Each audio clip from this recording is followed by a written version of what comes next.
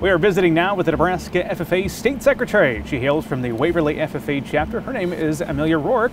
Rourke, I'm trying to get it right because we talked about this. It got butchered last year on stage, didn't it? We're going to make fun of a past state officer. Yes. Which one was that? It was Ellie Wannick. She was re-announcing our names and she said Emelia Rourke instead of Emelia Rourke. So we make fun of her. It's close. all good. Yes, Not close. Yeah, something like that. Well, congratulations on your year of service. Let's go back in time a little bit. How did you get involved with FFA? So my sophomore year of high school, I took my first ag class and I began to get involved with it. After my first competition, ag sales, I decided that I wanted everything that this organization had to offer.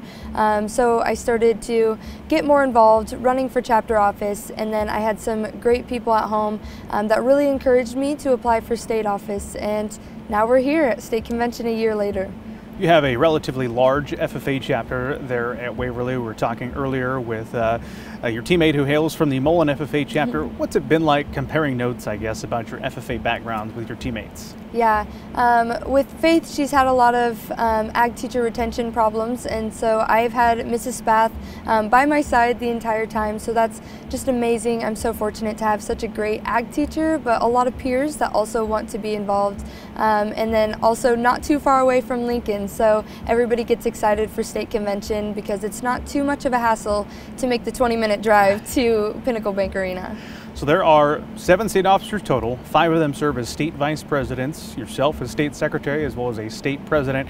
Is there any different duties you've had over the past year having the title of state secretary? Nope, our officers, all 7 of us, kind of divvy up the work pretty evenly, which is awesome because with our being full-time college students, it would be pretty difficult otherwise. But we're all just one big system, well-oiled machine at this point. It's been pretty cool to divide up the work that way. Yeah.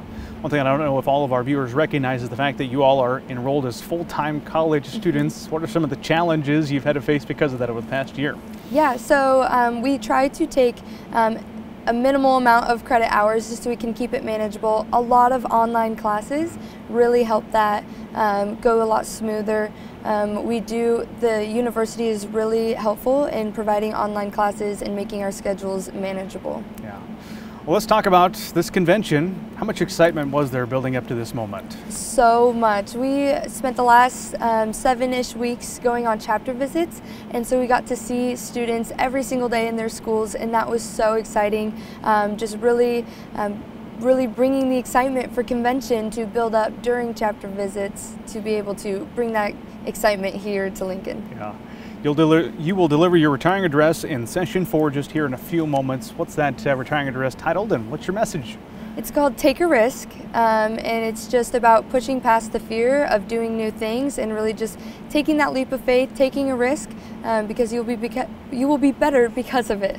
I have to imagine a lot of personal stories included in there. Maybe don't share one that's included, but tell me about a time when you've had to take a risk and step outside your comfort zone. Yeah, a big example would just be state office. I didn't do too much public speaking before state office, and so I'm really excited for state convention to be able to step outside of my comfort zone, speak in front of so many new people.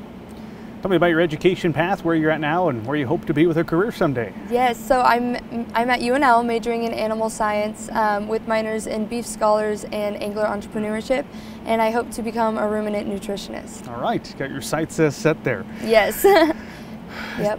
So there are candidates that are going to be filling you and your teammates' shoes here coming up at the end of convention during session 7. If you had the chance to interact with some of them, what are their thoughts and feelings, and what kind of messages have you and your teammates been able to share with them? Yeah, they are an awesome group of individuals. They are so excited to run for the opportunity to serve Nebraska FFA. I think that they will be an amazing team no matter who gets elected. Just some really, really amazing individuals. What kind of piece of advice would you offer them, whoever gets to fill your shoes? Just say yes to any opportunities that you have the option to do, because there's so many opportunities within state office, so say yes to everything. It's a good message to share. That is Emelia Rourke. She's from the Waverly FFA chapter this year, serving as Nebraska FFA State Secretary.